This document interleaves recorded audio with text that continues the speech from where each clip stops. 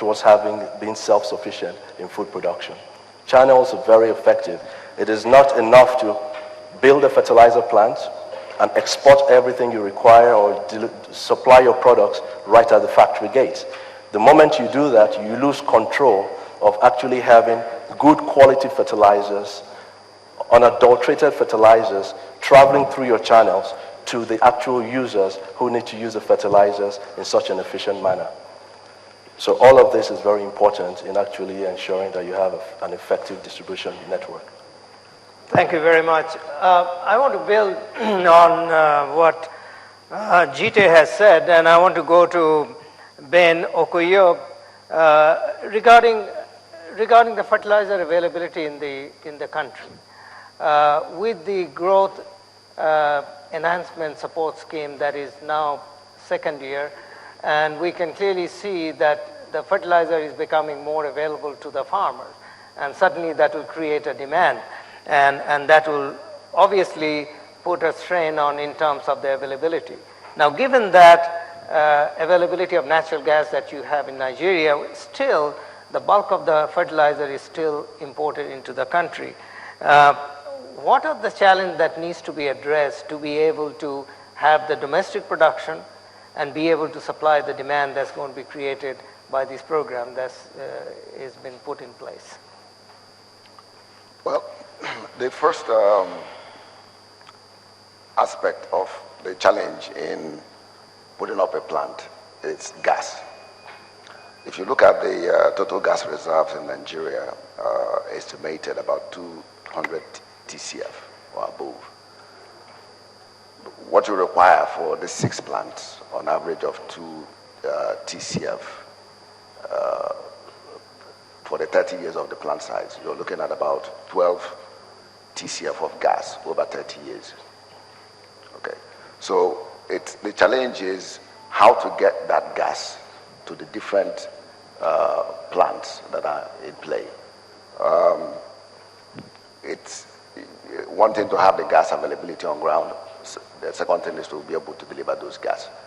The other part is when you look at even the usage and the number of the plants that are coming up, Nigeria is using an average of about 12 metric tons, 12 kilos per hectare. That is the Nigerian average, while the international average is about 150 kilos per hectare. So if you extrapolate that across, you will see that what today, even if we are importing 500 or the demand is 1 million tons, over the next 10, 15 years, if you add the irrigation that he just talked about, you could see an explosion. And you need those two elements, fertilizer availability and irrigation, to have an all year round production. Now when you come to the plant itself, you cannot cross FID on any decision, no matter whatever you've done, no matter how robust your feasibility plan, your financial plan is. If there's no gas, there's no plant. It's period.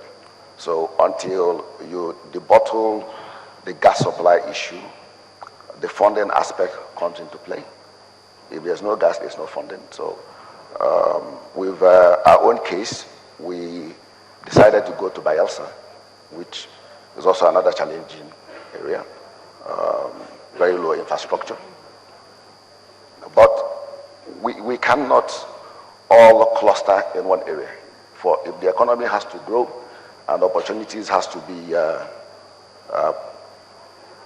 taken to different sectors of the country, somebody has to take that pain to be the catalyst in a particular area. So we chose Bayelsa.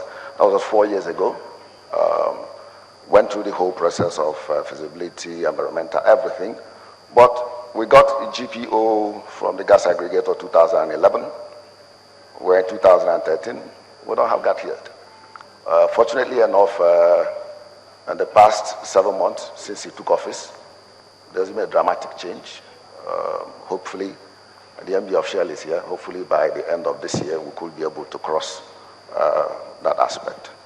The next part is funding. For a typical plant of about 12.5 million tons, you're looking at about $3 billion investment. Okay? And you're talking to international funders or Nigeria, that's first off. Location, challenge. Security of gas, challenge. But we can't sit back. Something has to be done to be able to break all these barriers. We can say today we've crossed about 70% of those barriers. So in taking a plant that if you're building a plant, say in Europe, you do your feasibility study, the funding is there. All you require is an insurance cover to cover the investors. In this part of the world, it's not existent because I don't know any insurance company you go to in Nigeria and tell them that you want 70% of your debt covered. They can't raise they can't give you a cover of 2.1 billion. So there must be an initiative of government to be able to at least take some of these industries, not just in fertilizer. There are certain key aspects of the economy that will be the catalyst to begin to grow the smaller layers up. And if that incentive is not there, it's going to be tough. It's not easy to have 6 plants, and you're looking at about $15 billion investment over the period of, say, 3, 4, 5 years. It's a huge challenge. But somehow, we have to get there. If you take, for example, Egypt has 7 plants in operation today. They have 2 more coming on stream in 2013, 2014. That's 9 plants. They'll have a total production capacity of about 5 million tons.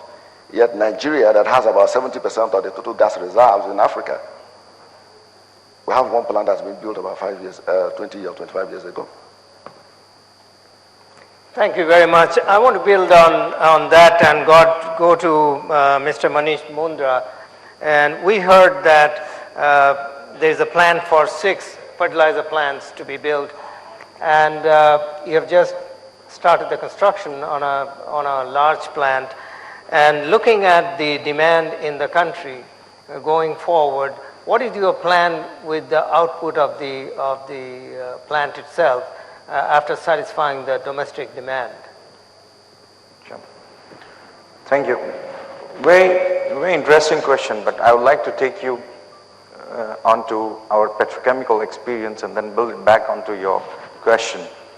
When we came in here in Nigeria in 2006-07, the petrochemicals, the polymers what we produce, the demand of the polymer conversion industry was not much. It was 2 to 3%, which is the global average growth rate of plastic converters. Today, the demand for plastic converters is more than 15 to 16% annually. And the simple reason being availability of the raw material of polypropylene, polyethylene, and LLDP, etc., what we produce. So the equation is, if the raw material is available, the growth automatically comes in. For last 4 or 5 years, and if you can look into the domestic plastic industry growth, the domestic plastic industry has grown more than 15%, while the global average growth rate is 2 to 3%. That's what has happened in Nigeria. And same is what is expected in fertilizer. We feel with the population, the market is there. With the poor usage of fertilizer, as you had pointed out in the introduction, as compared to the global average. 3, with more education, we can see an immense potential in the domestic market here in Nigeria. And when we cover Nigeria, we look forward to West Africa as a whole and the Central Middle Africa together are going up till South Africa. The potential of sub-Saharan Africa, if we even leave out the East, is more than 6 to 7 million tons. At least in Nigeria, in near term, let's say 3 to 4 years time, we expect at least 3 to 4 million tons of fertilizer, and out of which 60 to 70% can be urea. And that's why we have done a combination of urea, which we are building. We have already gone 7 months into the construction, and by the end of another 24 months, we'll start the production. We are also building an NPK plant. Total fertilizer production of more than 2 million tons, of which urea would be 1.5 million tons. With that positive attitude, that together with Nottore and Dangote who's coming in,